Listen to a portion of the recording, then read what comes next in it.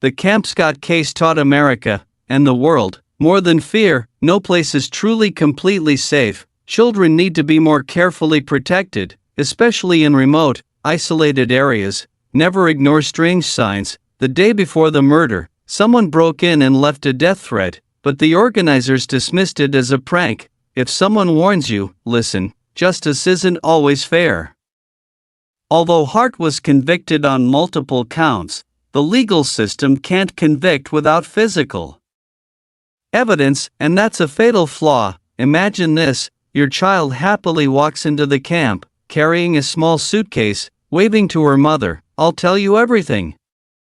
She smiles and runs off. 3 days later, you get a call from the police: "Sorry, your daughter is gone."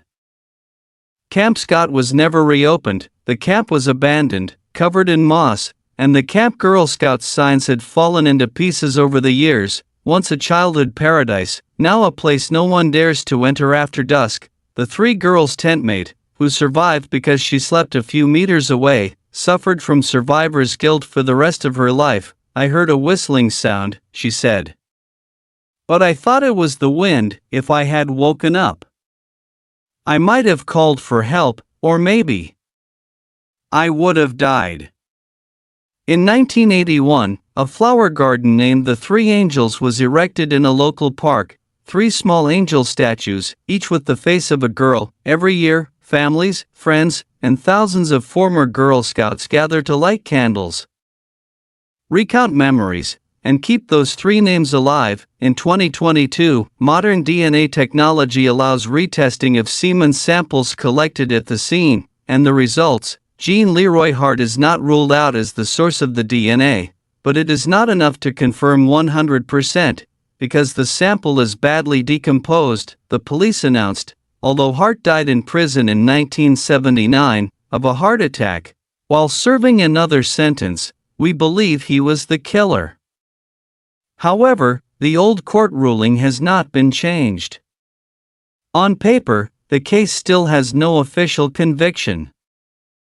In March 1979, Jean Leroy Hart went to trial charged with murder of Lori Lee Farmer, age 8, murder of Michelle Guzza, age 9, murder of Denise Milner, age 10, and 3 counts of rape, kidnapping, and aggravated assault of a minor. The prosecution presented evidence that shoe prints matched those at the scene, semen at the scene had the right blood type, ties and items matched those found in Hart's cabin, but there was a fatal flaw: DNA technology did not exist at the time. Identifying the killer based on blood type and deduction could be completely rejected. Hart's defense attorney argued the shoe prints were not authentic enough because they could have come from anywhere.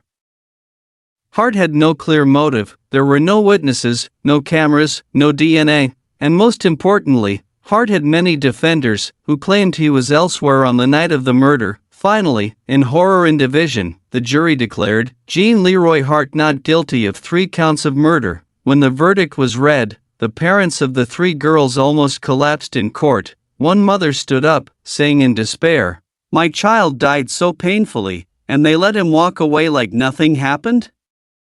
But Lori's mother, Sherry Farmer, quietly held her husband's hand and said, "Now she can rest in peace, but I never will." Police checked hundreds of homes, searched every crevice in the woods, but Hart still seemed to have evaporated from the world. How could a man hide for so long, or was someone protecting him? The media asked. In April 1978, nearly 10 months after the murder, the police raided a cabin in the woods. Jean Leroy Hart was inside. He did not resist. The cabin contained pornographic magazines, zip ties, flashlights, and many items identical to the Camp Scott crime scene. He was immediately taken into custody and charged with first-degree murder. When Hart appeared in court, a storm of public opinion divided the United States. One side believed he was a jungle devil who should be executed immediately. Another side believed the police blamed him because of his skin color, because of his criminal past, without clear evidence. During the first hearing, the mother of one of the 3 victims fainted. as Attorney Hart sneered and said, "My client could not have killed anyone. He is a victim of the media." Police began a massive investigation, interviewing hundreds of people, from camp staff, local residents, to prisoners with rape records. One name emerged as a nightmare: an escaped prisoner convicted of raping 2 women with small children. He blindfolded the mother, raped her in front of the child, and fled. He had been missing from the prison for 4 years, and no one had ever found him. Hart had grown up near Camp Scott, knew the terrain, lived in the woods, and had a great survival instinct. He was the perfect man for a case like this. But for the first time, there was no physical evidence to catch him. In the weeks that followed, the police collected a series of terrifying clues. A handwritten notebook found in the woods, detailing tents, times, and numbers of people, like an attack plan. An anonymous letter to the police, reading, "You will never find me. I am the ghost of Locust Forest." A resident reported seeing a figure moving near the Camp Scott fence, but thought it was a night counselor and dismissed it. Footprints from the scene matched Hart's shoe size. The case began to veer from a rape-murder case into a dangerous, jungle-wide manhunt. When Jean Leroy Hart was officially named as the prime suspect, more than 300 law enforcement officers were mobilized: police, dogs, reconnaissance planes. All converged on Locust Grove, but Hart disappeared like a ghost. Rumors were that he had help from the natives, because he was Cherokee, and the local community did not believe he did it. 6 months passed. The 3 children murdered in the Camp Scott case were: 1. Lori Lee Farmer, 8 years old, the youngest child in the group, intelligent, gentle, loved animals. Her dream was to become a biologist. 2. Doris Denise Milner, 10 years old, the only black girl in the tent, who was hesitant to go to summer camp, but her mother encouraged her. Denise was a good student, ambitious, and always took care of her friends. Michelle Heather Guza, 9 years old, a lively girl, loved to tell stories, was the first person to volunteer to attend summer camp. She wrote a letter to her mother just one day before she died. 3 children, 3 fates, 3 unfinished childhood dreams. Their deaths were not just a murder. It was a knife slashing into the heart of America. When police arrived at 10:08, they found blood stains from inside the tent to the edge of the woods, indicating that the children had been dragged out. The victims had been gagged with duct tape, their hands and feet bound with shoelaces and bandages, showing signs of rape before being beaten to death. A flashlight of unknown ownership was lying next to the bodies, which later became an important clue. Strange traces in the mud suggested that the killer had probably been watching the camp for days, and knew exactly which tents were the most deserted, the furthest, and the most vulnerable to attack. The most chilling detail: one of the 3 children was still alive when he was dragged from the tent, trying to crawl towards the camp lights.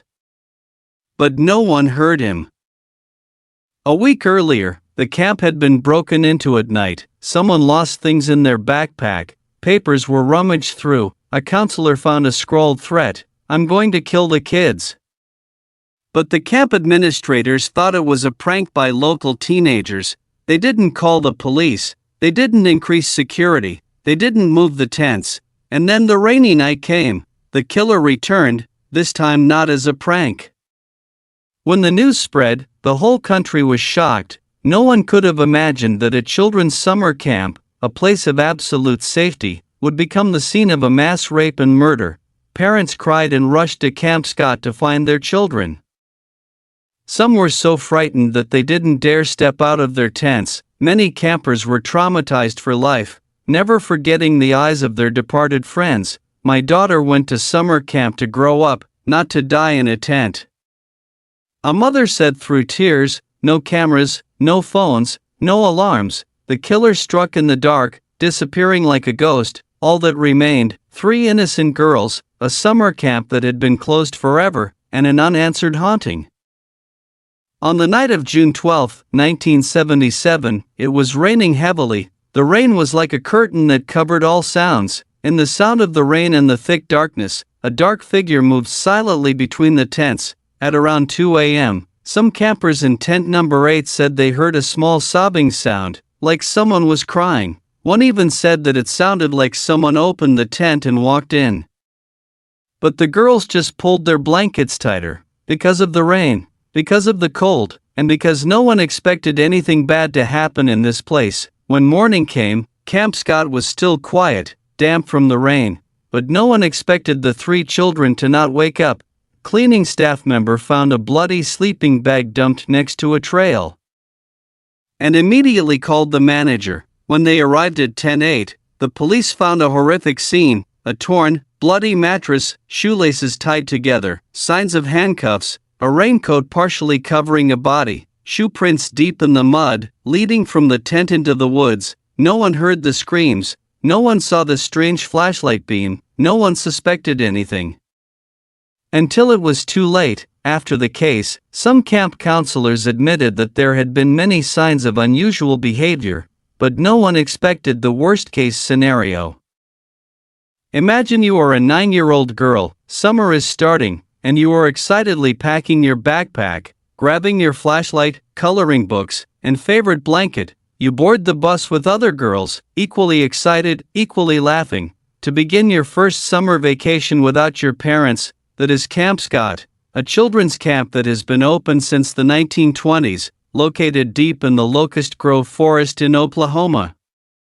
With more than 410 acres of forest, the camp has more than a dozen tents, where Girl Scouts from all over come to learn survival skills, make friends, and grow up. This place used to be the summer dream of thousands of girls. Campers described Camp Scott before the murders as follows: no one locked the doors, children ran free, camp counselors were both friends and protectors, friendly and funny. Girls bathed in streams, learned to tie ropes, and played treasure hunts in the woods. Even tent number 8, where the tragedy later occurred, was considered the most beautiful location, close to the edge of the forest, cool, quiet. No one expected it to be the most isolated, a paradise that doesn't need a lock.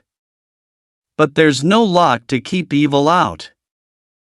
Everyone in the camp was called to assemble, and Camp Scott was immediately locked down. Just a few hours before, the whole camp had been filled with laughter, the telling of ghost stories on a rainy night, and the singing of little girls. Now, there was only haunting silence. No one heard a scream.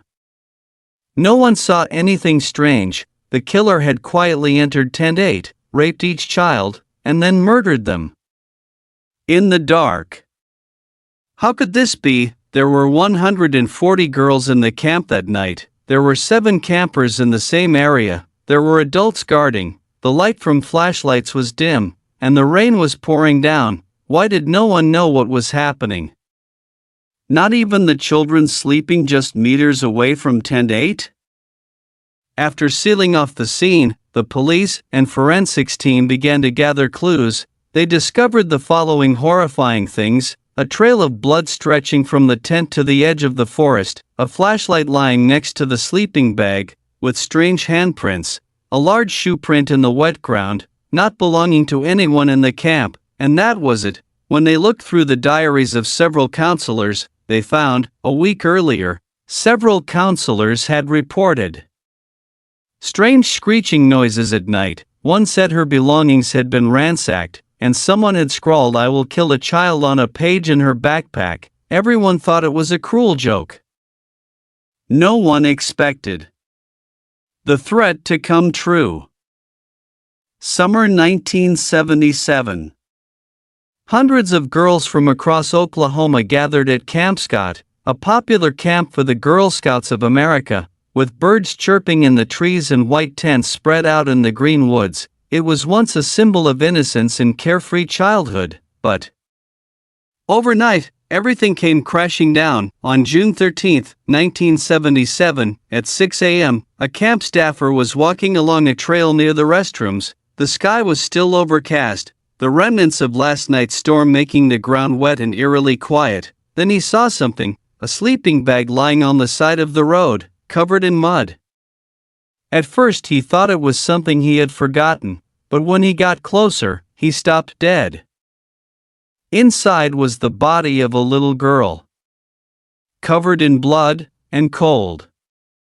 The police were called immediately. 2 other bodies were found, not far away, in even more horrific conditions: raped, brutally beaten with a hard object, strangled to death. The 3 victims were identified as Lori Lee Farmer, age 8, Michelle Heather Guza, age 9, Doris Denise Milner, age 10. The 3 unfortunate girls came from different cities in Oklahoma. They were in the same tent that night, in tent number 8, located at the edge of the woods, the furthest from all the tents at Camp Scott.